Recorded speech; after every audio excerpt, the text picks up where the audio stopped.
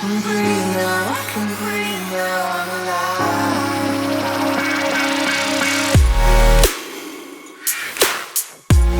So Oxygen is the title track on the album. It was one of the tunes where it was written like on a piano first before there was any production. Yeah, Fred made the chords and made this awesome vocal, and to start off with it was pretty much just that for the whole track, and then I made a drop for it that kind of just switched it up and turned it into a halftime kind of Flume inspired track, and we recorded some guitar for it that's quite like up front in the mix. Yeah, the lyrics were all written very quickly. Like that's one of the annoying things with songwriting. Sometimes you can spend days and not get anywhere, and then you feel like an idiot. And then sometimes songs like this just get written really quickly, which is nice.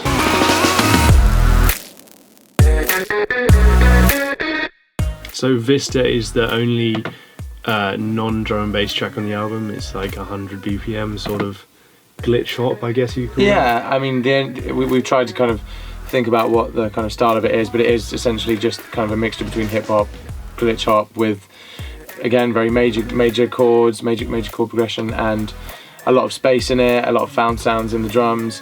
And we just wanted to make something that sounded quite kind of unique and quite groovy. Again, it has quite a big guitar for the main kind of hook lead sound in over the drop, and yeah, we just kind of rolled it out from there and felt it fit quite well into the rest of the album. So sorted out my nut, I need to leave the plants alone. No charity, cause charity it starts at Together We're Lost is a track towards the end of the album that features two guys, one called Franco Fraze, one called Tone.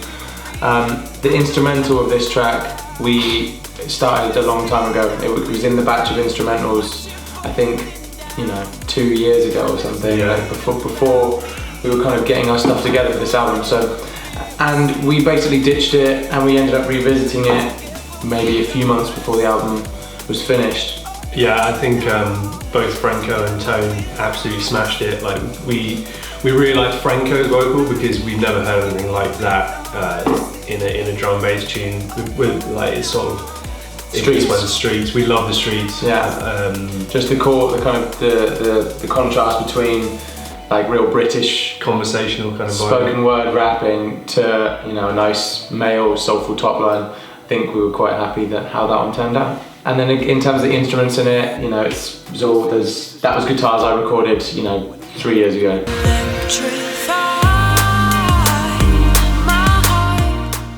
So Electrify, yet again, is one where we sort of wrote the vocal and everything like that before we actually really started producing it. I'd say it's kind of like quite Coldplay inspired. I know that's not very cool to say, but yeah, it's just a really nice song. I would say there's some Oh Wonder influence in there. Yeah. It's got the kind of male and female vocals layered up together, singing in unison. Yeah, shouts to J Pryce again. Like she absolutely smashed the vocal on this. Mm-hmm. Drum and bass that your mum and dad might like.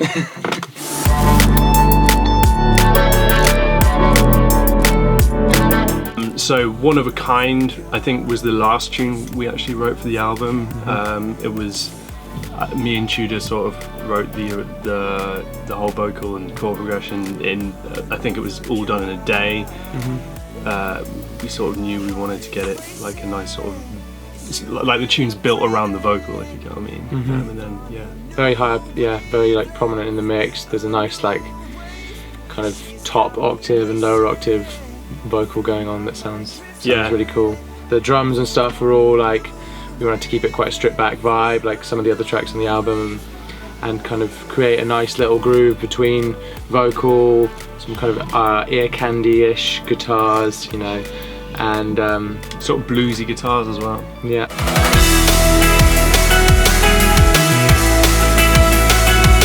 So Our Story is a collaboration with one of our all-time favourite singers, Kelly from Block Party. Mm-hmm. He came in to record it. We'd written a different instrumental, and then with this one we actually ended up, after we had the Kelly vocal recorded, we ended up writing it around Kelly's vocal essentially, and we wanted to make quite a kind of old block party-esque tune, you know. Yeah, like that. The whole first Block Party album is one of our biggest influences. Like I remember listening to it when I was like 15 with all my friends. So just like a timeless album. Yeah, so still good, works today. Yeah, so very surreal being in the studio with Kelly. It's a big moment and definitely one of the proudest things that we've done.